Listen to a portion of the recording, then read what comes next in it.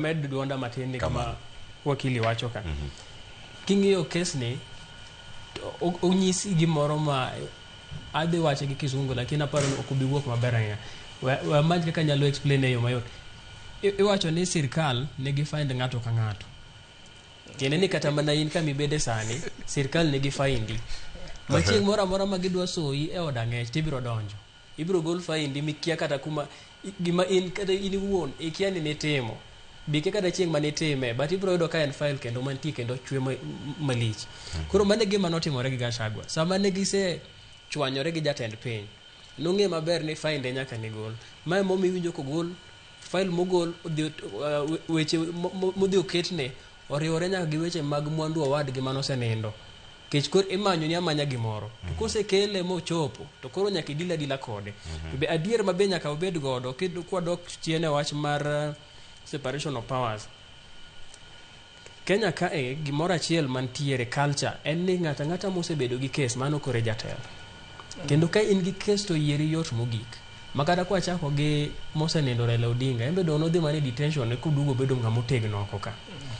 To king'iyo jotelo te kata mana jatelo mane wawinjo mano mak gi pesa buora e ode. Dongi nawinjo ni kani nodwa chung, but kawuono gokinyi chiege ose declare ni dwa chung Vega women representative. Nikech koro gin gi kes.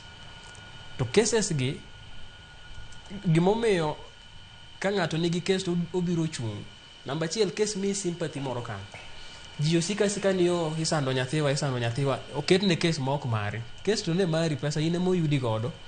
Gachagua bende gik manotimo ne owadgi ene mong'eyo. Koro to odila gi kes ni. Koro kosedhi moyudo telo to thothne gidwaro ga telo ni mondo giketh kes cha. Koro kes mi telo to kose mi telo tidhi telo ni dhi tiyo go decade. Do mae tim marach, magi time kuma richo monego bedi. To mane reality mosebedo ka timore. King'iyo kata mana kes mar ICC. Kes mar ICC ema nomiyo noyier yawuoyi ariyo ka. Mane platform ma gin ne gidonjo go telo. To ka kes ni nosekonyo gi ma gisedonje telo. Wawinjo ka ji kaka Meshak Yebei noyud mana Tsavo National Park. Witnesses koro ne onge. Nikech koro telo tiyo mar deal gi kes. Koro mane reality ma nyaka wabed godo kendo nyaka wang'e.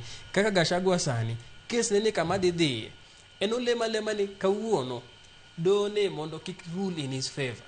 Yes. Onyalo bedo ni kes ni nogoye motegno. To olemo saidi ni kes ni kik bed in his favor. Judgment ni.